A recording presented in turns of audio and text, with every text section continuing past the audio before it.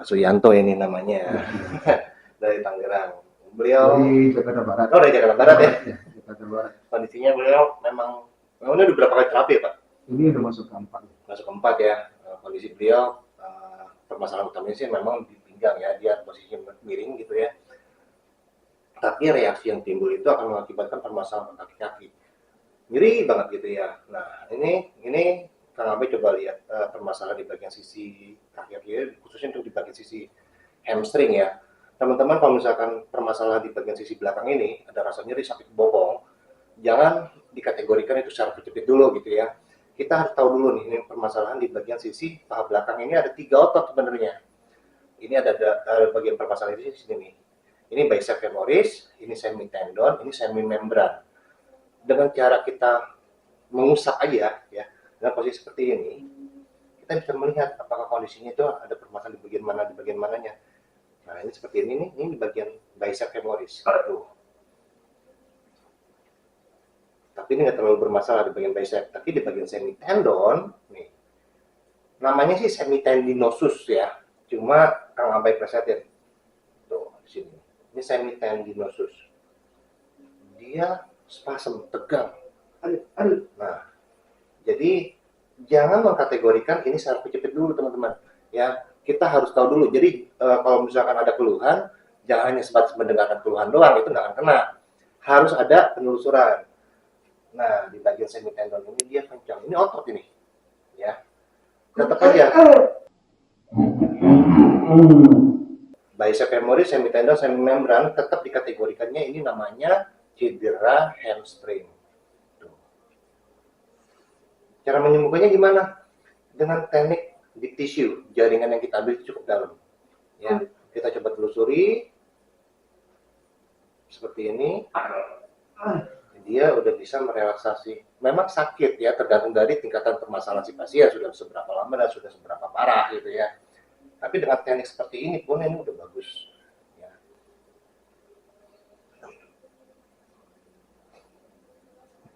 Seperti ini.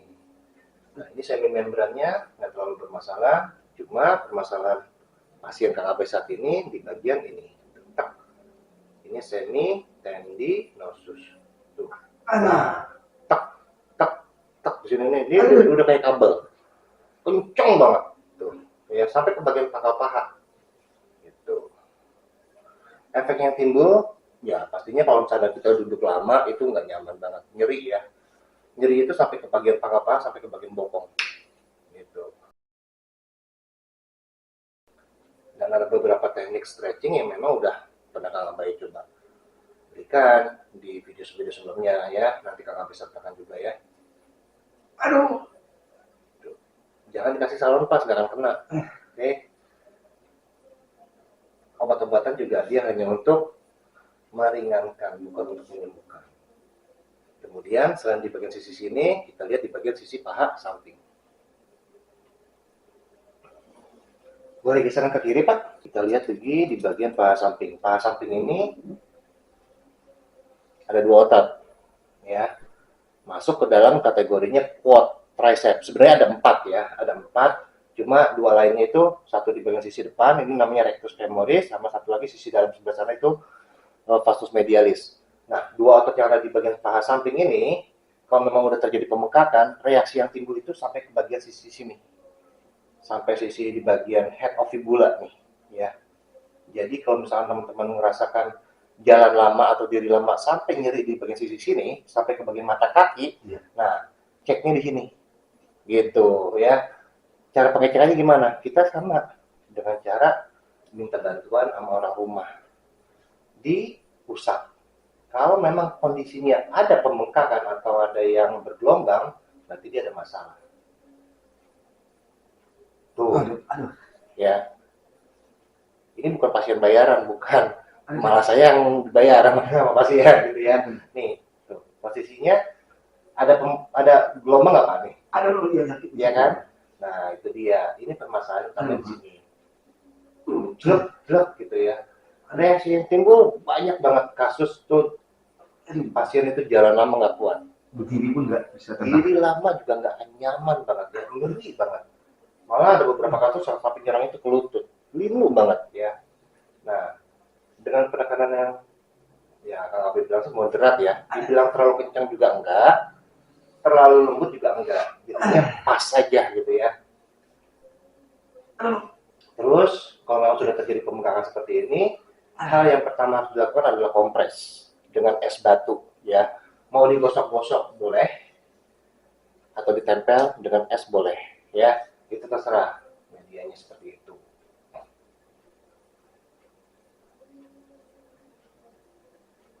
Dua otot ada di bagian sisi paha samping, ada vastus lateralis dan iliac tibial band.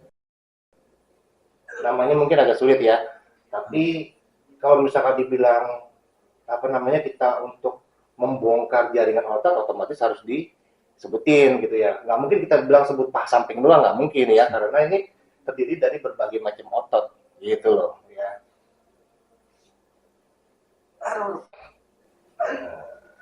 Menurut sih, oke. Satu lagi teman-teman, kebanyakan kasus ibu-ibu ya, kalau kasusnya itu dibilang terjadi OA atau osteoartritis atau terjadi pengapuran di bagian lutut, ya banyak kan tuh emak-emak atau ibu-ibu. Nah, kita untuk pengetesannya apakah lutut kita masih benar atau enggak, cukup dengan menempelkan tumit ke pantat. Kalau seandainya teman-teman masih bisa ya menempel tumit ke pantat, berarti di sini belum terjadi kerusakan. Coba lihat. Nah, ini masih bisa nempel, masih belum ada kerusakan. Tapi kalau kondisinya dia sudah terjadi OA, terjadi osteoartritis atau terjadi peradangan sendi di bagian lutut, pada saat kita coba tekan begini, mentok segini, tak, udah nggak bisa diapa-apain. Segini mentok udah segini aja, karena memang sudah terjadi pengeroposan. Gitu ya. Coba dicek aja. Oke, kita masuk ke sisi bagian kiri. Ini di bagian Achilles tendon. Achilles tendon kita coba tes seperti ini. Ini trigger pointnya akan sangat menyakitkan ya. Di sini. Terus saja. Nah. Sakit ya Pak? Iya. Reaksi yang akan timbul kalau memang ada permasalahan di bagian sisi sini ya, di bagian Achilles. Ini akan efek kesemutan. Ditekan begini itu tidak akan nyaman, nyeri banget. Begini, nyeri banget. Ya. Tuh. Sampai ke bagian betis. Ini di bagian betis ini ada dua otot teman-teman. Jangan nggak hanya cuma satu. Jadi kalau misalkan ada tutorial pemijatan, ada tuh di YouTube tuh banyak ya. Mereka hanya sebatas bisa nyebutin, oh betis doang. Nggak bisa gitu ya. Kita harus melihat alur-alurnya. Ini di bagian gastrocnemius. Ini ada dua di sini. Nah, kita coba telusuri apakah memang permasalahan itu ada di sisi mana. Nah, di bagian gastrocnemius sisi kiri nih. Tuh, ya. Di sini ini spasm. Efeknya bisa terjadi kram. Reaksi yang timbul nih, kaki-kaki kita nih terjadi ya miring sendiri, ya, tertarik sendiri. Tuh. Pemijatan yang benar seperti ini. Ya.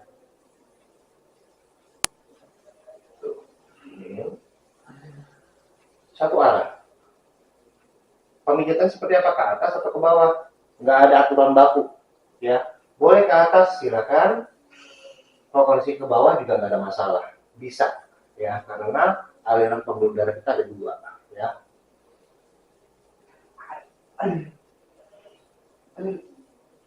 Dan usahakan kalau mijat atau mulut itu nggak boleh pakai alat.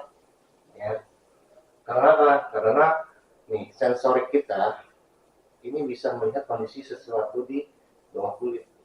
Kita bisa merasakan peka banget ya, makanya saya akan ngambil pakai tangan.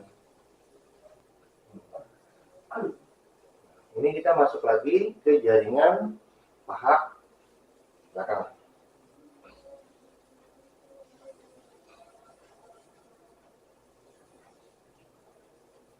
Kalau tadi di bagian sisi kanan, permasalahan utamanya itu di bagian semi tendon ya, atau semi tendinosus ya.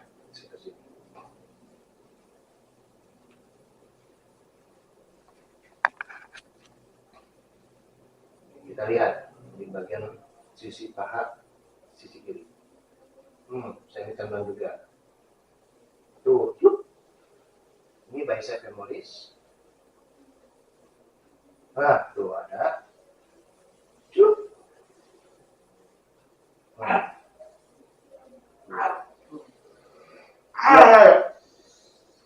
Cuk. Tuh. Ya. Kalau untuk sebagian orang yang nggak ada masalah enak. Tapi kalau udah ada masalah, nggak tahu rasanya gimana Pak. Ya, ini di bagian semitendinosus. Slow.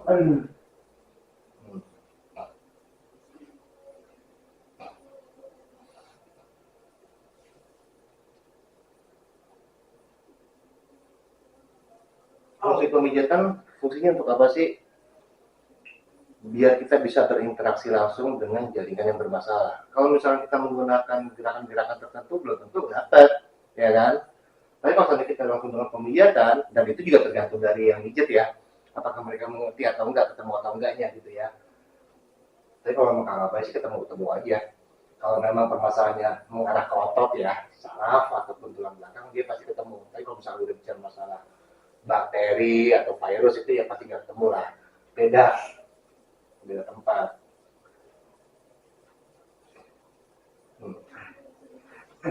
Ini kayak gini.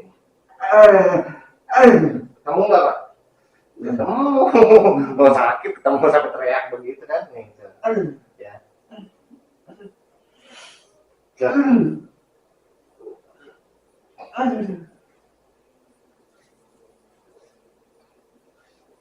Kita lihat sisi paha samping.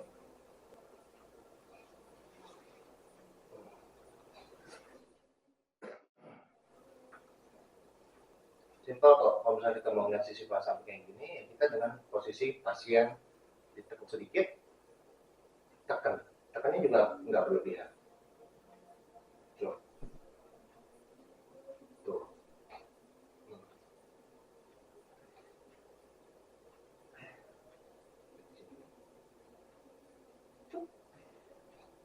Tapi jauh berkurang.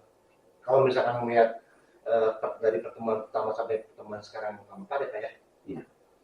Ini dia udah jauh berkurang. Nah, ini agak sedikit sakit. Jangan berpikiran kalau memang ada permasalahan dengan syaraf ataupun otot itu dia instan, nggak bisa. Kalau teman-teman lihat di YouTube atau gimana, wah itu hanya showbiz doang ya, hanya pertunjukan doang. Wah biar kelihatan itu bagus gitu ya. Tapi namanya permasalahan penyakit itu dia pasti ada proses. Kita masuk ke jaringan panggul atau bokong ya, seperti sini.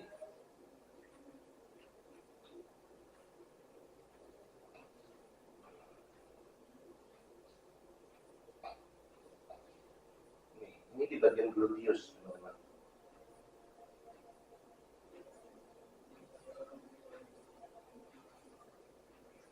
Kalau memang reaksi yang timbul ada permasalahan di bagian gluteus ya, ini gluteus medius, minimus, maximus gitu ya.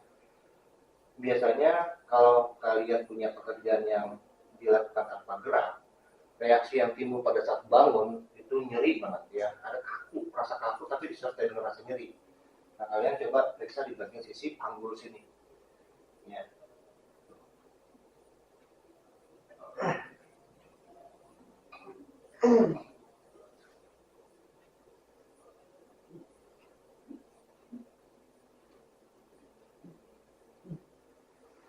Masih magel, masih kencang.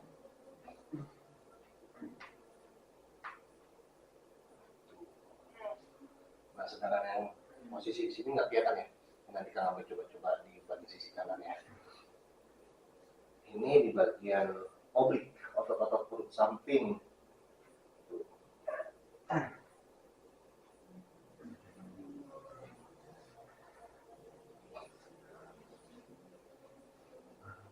di sampingnya si tulang belakang, khususnya di bagian area lumbar gitu ya, di sebelah sini, ini ada 3 otot. 3 otot di sisi kiri, 3 otot di sisi kanan. Kalau kondisinya permasalahan si pasien dia terjadi pemendekan otot atau shorten muscle ya, di bagian longissimus thoracic ilia costalis, quadratus lumborus. Biasanya reaksi yang timbul pertama kali adalah bersin, batuk, sakit banget. Kita harus periksa di sini, apakah otot-otot ini mengeras atau enggak. Dan reaksi yang timbul kedua itu biasanya kita jalannya miring ke kiri atau mungkin miring ke kanan. Tapi kalau misalnya kedua sisi mengeras, kita jalannya bungkuk. Ini 100 posterior sampai ke bagian latissimus dorsi ini.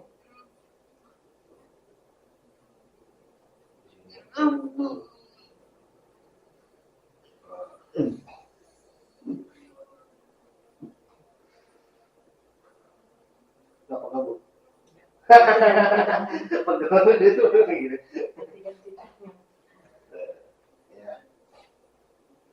Ya kadang-kadang selain pasien itu pengen sembuh, ya mereka juga pasti pengen tahu permasalahan mereka itu seperti apa sih gitu kan. Jangan apa-apa harus percaya dengan dokter. Dokter bilang saraf kejepit, iya aja gitu. Harus diambil tindakan operasi, kalau enggak nanti akan lumpuh, iya aja gitu ya. Jangan. Kita harus telusuri dulu, karena apa? Satu, kesalahan dokter dia tidak pernah meraba atau melihat kondisi secara langsung, hanya sebatas mendengar keluhan, ya. Dan alat yang digunakan juga sebatas obat, ya, hanya untuk mengurangi keluhan dari si pasien. Tuh, ini di bagian longissimus thoracic ke sini. Longissimus thoracic iliac costalis lumborus namanya. Dia berdempetan. Tuh, kemari. Ini 100 posterior. Tuh. Cuk, nah, di sini. Terus ke atas, tuh di sini berasa efeknya ngap. Bisa bernafas. Sesak. Iya. Sesak apa sih? Nah, tapi kalau misalnya udah kena di sini, waduh, jangankan kita gerak, nafas panjang aja ini kayak ditusuk, sakit banget. Jadi kalau teman-teman ada merasa kayak misalkan suatu saat atau pernah merasa kejadian nafas panjang kemudian di bagian rusuk ya, di bagian rusuk dia nyeri, kayak ketusuk sampai ke bagian perut belakang dada bawah sini ya, dada bawah itu periksa di sini. Orang bilang masuk angin ya, tapi bukan. Ini lebih mengarah ke jaringan otot. Kalau kondisinya dia nafas panjang udah sakit banget, hati-hati. Terkadang ya kita salah diagnosa, datang ke dokter jantung, dibilangnya ya jantungnya yang bermasalah, asam ring lah gitu ya. Untuk langkah awal periksa ini dulu. Sekitar sini di bagian 100 posterior latissimus dorsi. Bapak kan legoknya di sini. Jadi posisinya dia doyongnya ke kiri kan, gitu kan. Permasalahannya Bapak nggak terlalu permasalahan di sini. Permasalahannya itu dia di sini. Lebih mengeras di sisi kanan.